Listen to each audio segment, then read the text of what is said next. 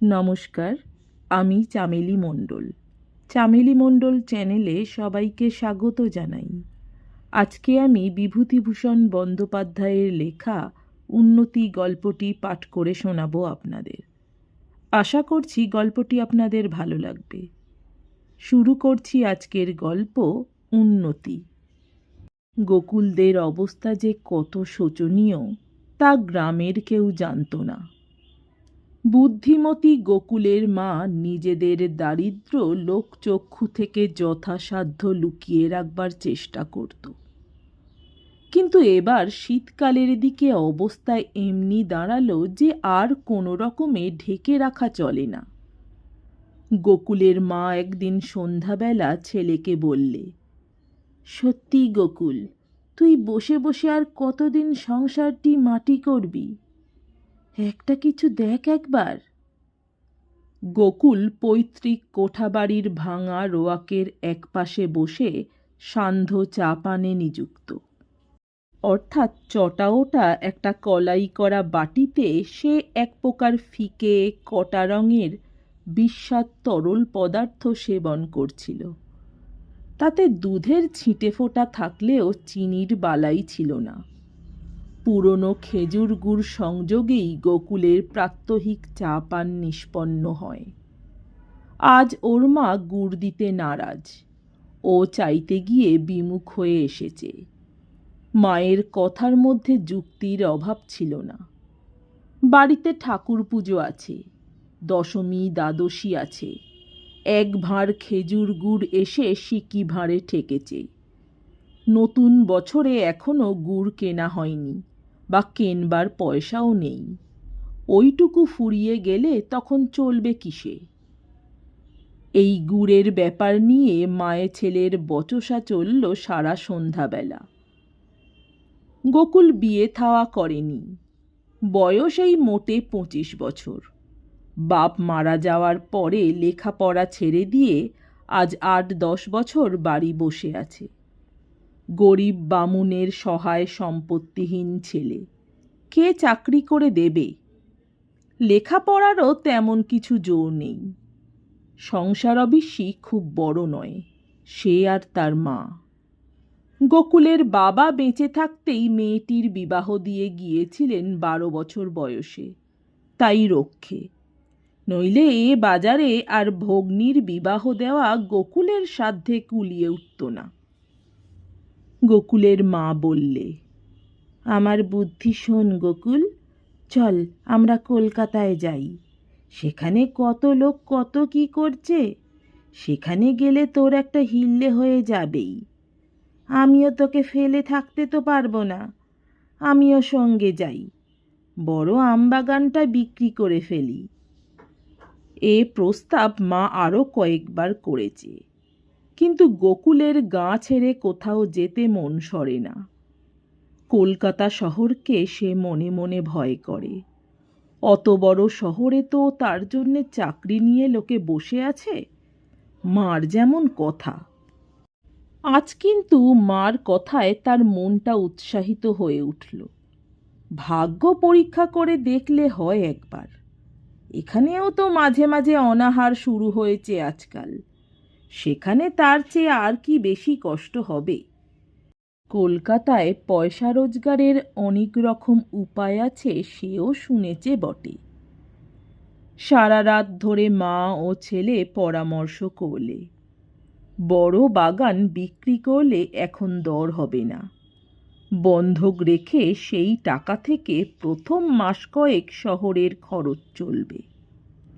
এখানকার বাড়িতে কিছুদিন তালাবন্ধ থাকুক। অবশেষে কলকাতায় যাওয়াই ধার্য হল। যদুহরি কুণ্ডু স্থানীয় বাজারের বড় কাপড়ের মহাজন।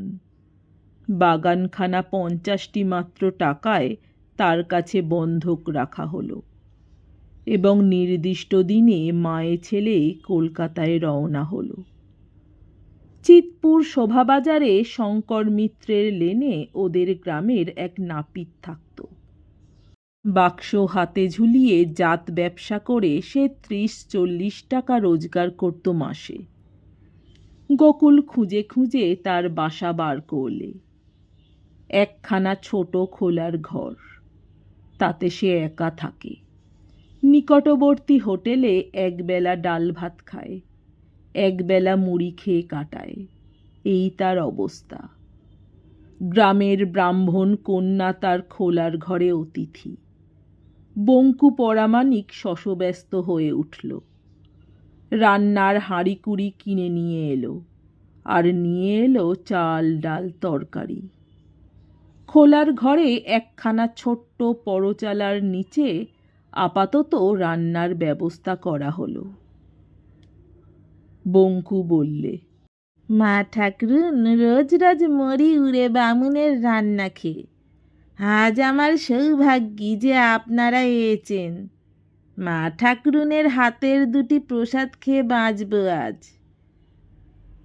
গোকুল আর তার মা বঙ্কু পরামানিকের সেই খোলার বাসার পাশেই আর একখানা ছোট খোলার ঘর নিলে। মাসে মাত্র 3 টাকা ভাড়া। গোকুলের মা এখানে এসে অকুল সমুদ্রে পড়ে গিয়েছে। একমাত্র ভরসা বঙ্কু পরামানিক, যে কলকাতার রাস্তাঘাট চেনে। সে যদি কিছু কিনারা করতে পারে। প্রতিদিন দুপুরে আর সন্ধ্যাবেলা নিকটেই কোথা থেকে শাঁখ ঘণ্টা কাঁসরের আওয়াজ আসে। একদিন গোকুলের মা জিজ্ঞেস করলে, হ্যাঁ বঙ্কু, এখানে কি কোথাও ঠাকুর বাড়ি আছে নাকি? বঙ্কু বললে, হ্যাঁ মা ঠাকরুন, পাশেই মিত্তির বাড়ি। ওরা মস্ত বড়লোক। ওদেরই তো ঠাকুর বাড়ি রয়েছে বাড়িতেই। এই রাসের সময় খুব ধুমধাম হবে। আপনি যাবেন না দেখতে? সবাই যাবে। খুব ভালো বন্দোবস্ত। রাসের দিন পাড়ার আরও 5 জন মেয়ের সঙ্গে গোকুলের মা মিত্তির বাড়ি ঠাকুর দেখতে গেল। প্রকাণ্ড শ্বেত পাথরের বাঁধানো মেঝের উপর ঝকঝকের উপর বাসনে ভোগ, রূপোর ঘণ্টা।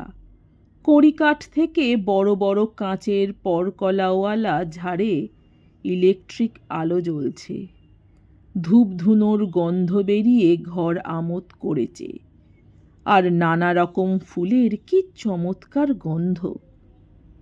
গোকুলের মা এমন ঠাকুরবাড়ি, এমন জাঁকজমক কখনো দেখেনি জীবনে।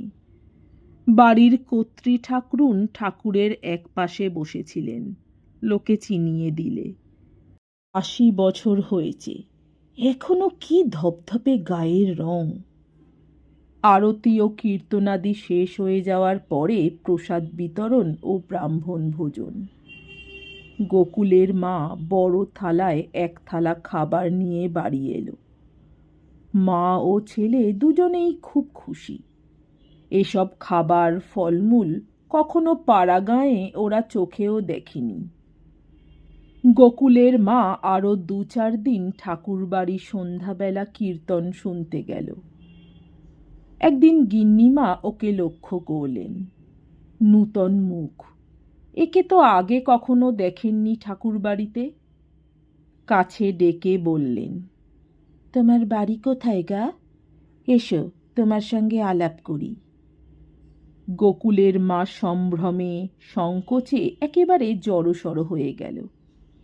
মুখ দিয়ে ভালো কথা বেরোয় না। এত বড় বাড়ির কর্ত্রী নিজে যেচে তার সঙ্গে আলাপ করতে চাইছেন। ও সব পরিচয় দিলে। দেশে দুঃখ কষ্টে পড়ে এখানে এসেছে। কাছেই খোলার বাড়িতে থাকে। ছেলেটি চাকরি বাকরির চেষ্টা করছে। কেই বা চাকরি দেবে, এখানে ও কাউকেই চেনে না। গিন্নিমা ওর সঙ্গে অনেক কথাবার্তা কইলেন। লোকটি বড় ভালো। বললেন, আমাদের ঠাকুর বাড়িতে রাত্রিরের ভোগ ব্রাহ্মণ বাড়ি দেওয়ার নিয়ম আছে। তুমি বাছা রোজ এসে আরতির পরে ভোগ নিয়ে যেও। আমার বলা রইল। কত অবাহুত অনাহুত লোক এসে খেয়ে যায়। তুমি আর তোমার ছেলে খেলে আমি খুশি হব। সেদিন থেকে গোকুলের মায়ের কপালে যা ঘটতে লাগলো, সে স্বপ্নেও তেমন সৌভাগ্য কখনো কল্পনা করেনি।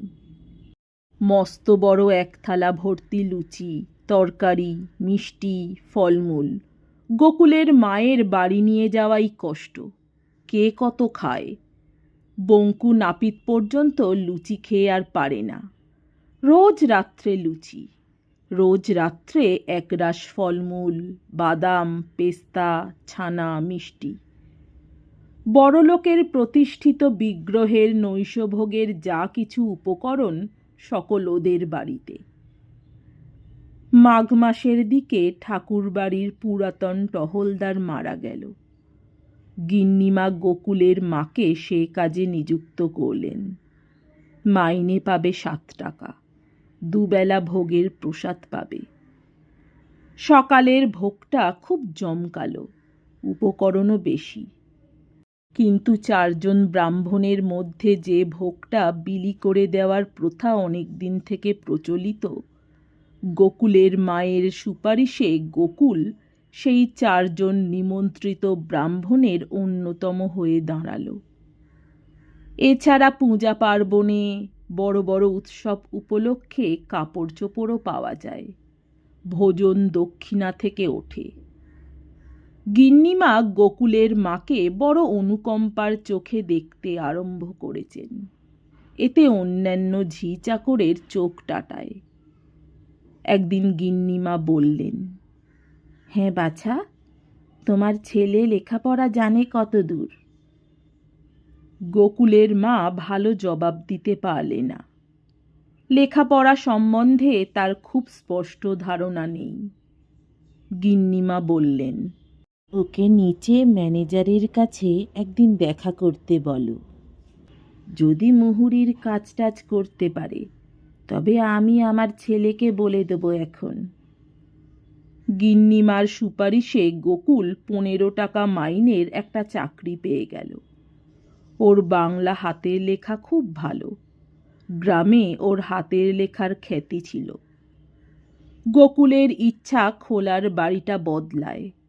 মা ওর কিন্তু এতে আপত্তি করলে, বললে, বাবা, এই খোলার বাড়ি লক্ষ্মী, এ ছেড়ে কোথাও যাব না। এ থেকে আরও উন্নতি হবে, দেখিস তুই। হলো তাই। গোকুল পরের বৎসরই বিল সরকারের পদে উন্নীত হল। এ কাজে উপরি রোজগার খুব। দেনাদারেরা কিছু কিছু ঘুষ দিয়ে নিজেদের বিলের ওয়াদা দেরিতে ফেরাত। গোকুল মাসে ইচ্ছে করলে 50 টাকা অনায়াসে রোজগার করতে পারত। কিন্তু ও স্টেটের মুখের দিকে চেয়ে কোথাও ঘুষ নিত না। ফলে ওর আমলে টাকা বেশি আদায় হতে লাগলো। ম্যানেজারের নজর পড়ল ওর দিকে। সংসার সেরেস্তার নায়েবের পদ খালি হলো ইতিমধ্যে। বুড়ো নায়েব নালু মুখুজ্জের চোখের অসুখ হওয়ার দরুন সে পেনশনের দরখাস্ত করলে। এই পদে মাসে 100-150 টাকা কমিশন পাওয়া যায়। বিভিন্ন মুদি, খাবারওয়ালা দোকানদারের কাছে ন্যায্যভাবেই এটা পাওয়া যায়। এতে স্টেটের কোনো অনিষ্ট নেই। এ কাজে একজন বিশ্বস্ত লোকেরই দরকার বটে। ম্যানেজার একদিন ওকে ডেকে বললেন, গোকুল, সংসার সেরেস্তার নায়েবের কাজের জন্যে তুমি দরখাস্ত করেছ? ও বললে, আগে হ্যাঁ বাবু।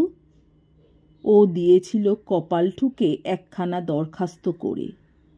সেরেস্তার অনেকেই তো করেছে। ম্যানেজার বললেন, তুমি কি পারবে? বড্ড হুঁশিয়ারির কাজ আর বড় খাটুনি। গোকুল সাহস করে বললে, খাটুনির ভয় করি নে হুজুর। আর হুঁশিয়ারির কথা বলছেন?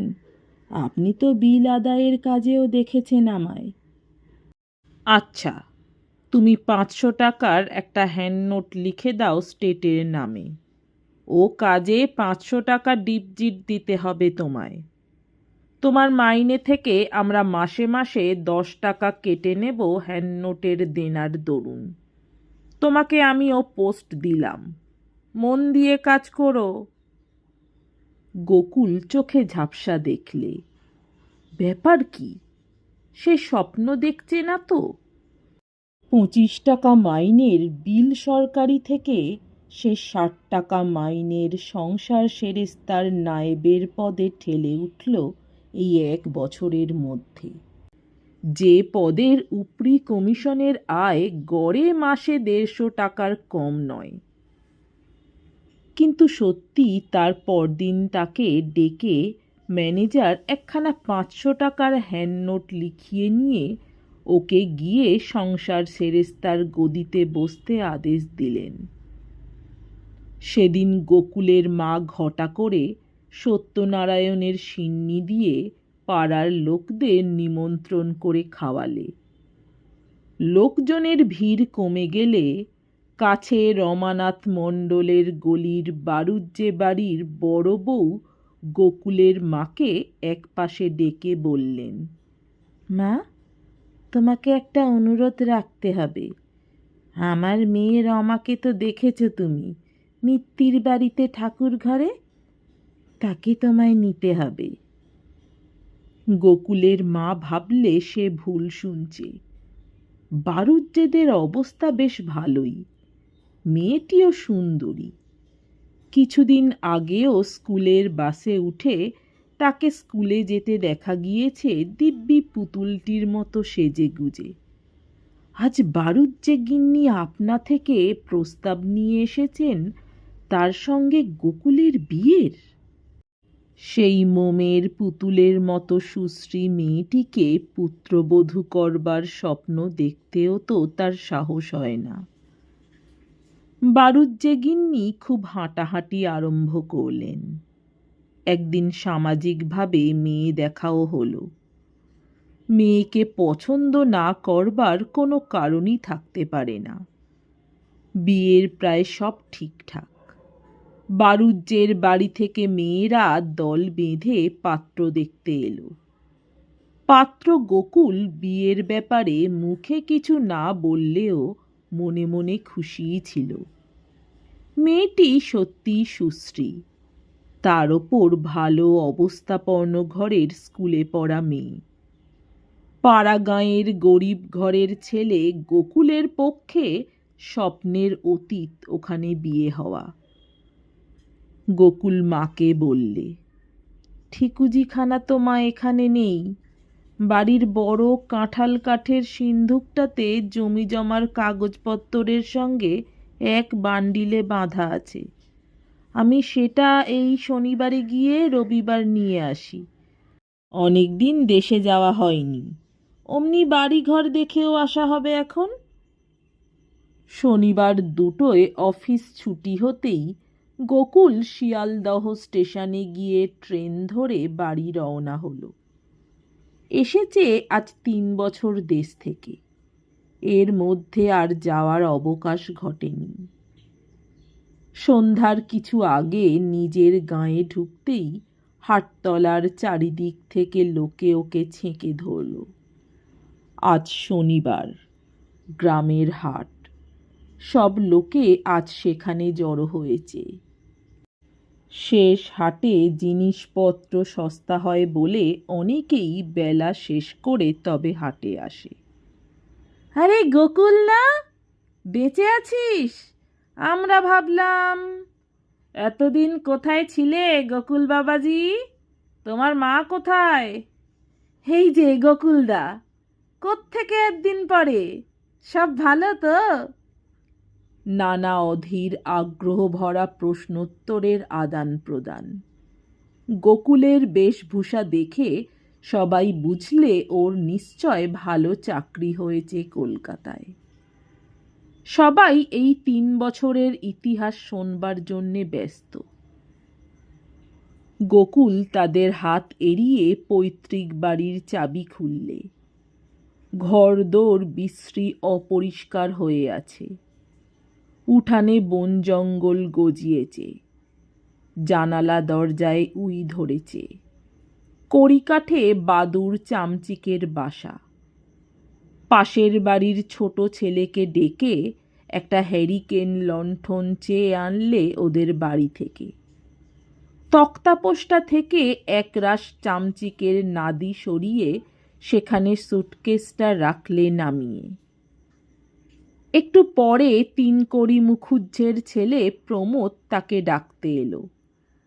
প্রমোদের বাড়ি যেতে গোকুলের যথেষ্ট সংকোচ বোধ হচ্ছিল। এরই বোন বীণার সঙ্গে গোকুলের একবার বিয়ের প্রস্তাব হয়েছিল বছর 3 আগে। যে বছর ওরা কলকাতায় যায় সে বছর। গোকুল বলেছিল চাকরি না পেয়ে সে বিয়ে করবে না। বীণার বয়স এখন হয়েছে 16-17, এখনো তার বিয়ে হয়নি। এ কথা গোকুল জানে।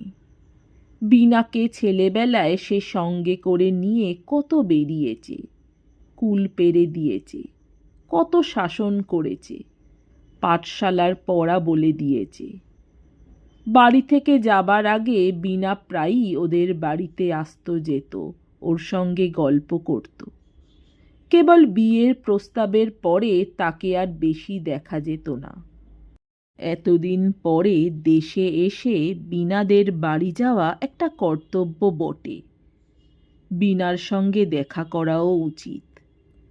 কিন্তু যদি বীণার মা পুরনো প্রস্তাবটি আবার পারেন, এখন তো চাকরি করছে, এখন কোনো ওজোর থাকবার কথা তো নয়।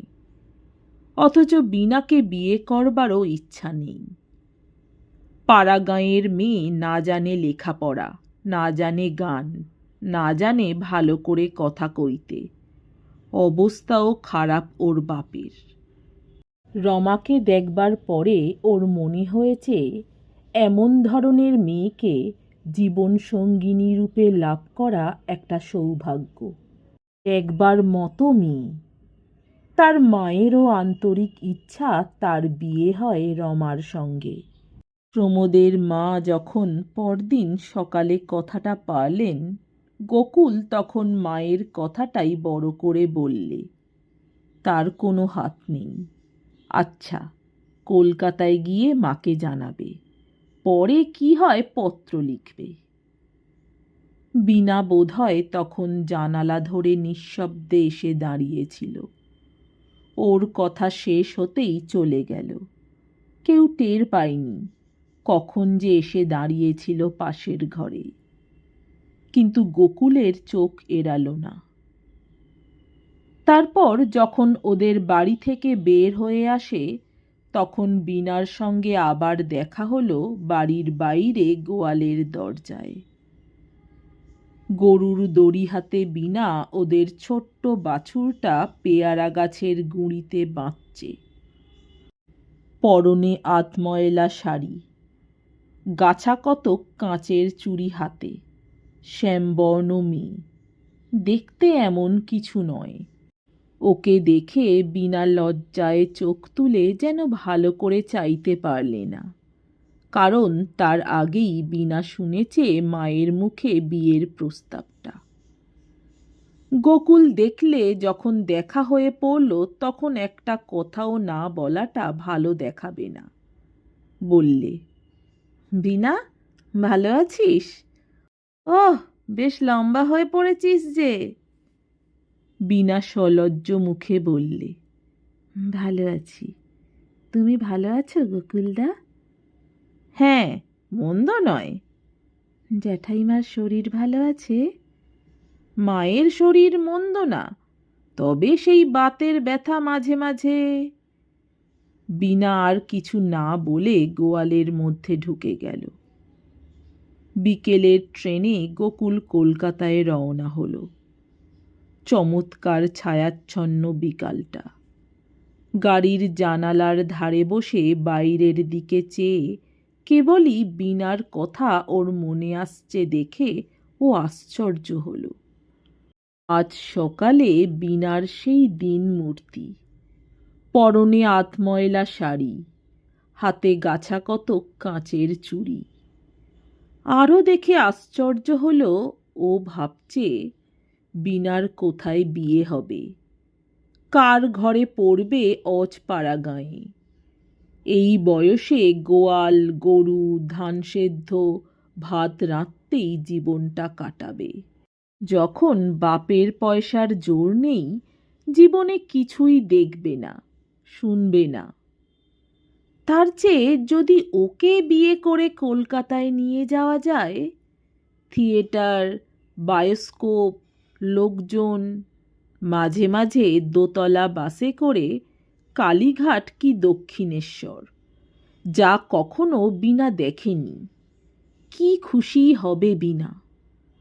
জীবনে কখনো ওর হয়নি। রমা কলকাতার মেয়ে, কত দেখেছে, কত শুনেছে, তাকে আর নতুন কি দেখাবে ও? কিন্তু সহানুভূতি বা দুঃখ এক জিনিস, আর তা থেকে কাজের প্রেরণা পাওয়া সম্পূর্ণ অন্য। বিশেষত স্বার্থপর যৌবন চায় যা নাগালের বাইরে তাকে হাতে আঁকড়ে ধরতে, চায় তার রূপ, চায় উন্নতি, ছোট চায় বড়কে আয়ত্ত করার আত্মপ্রসাদ।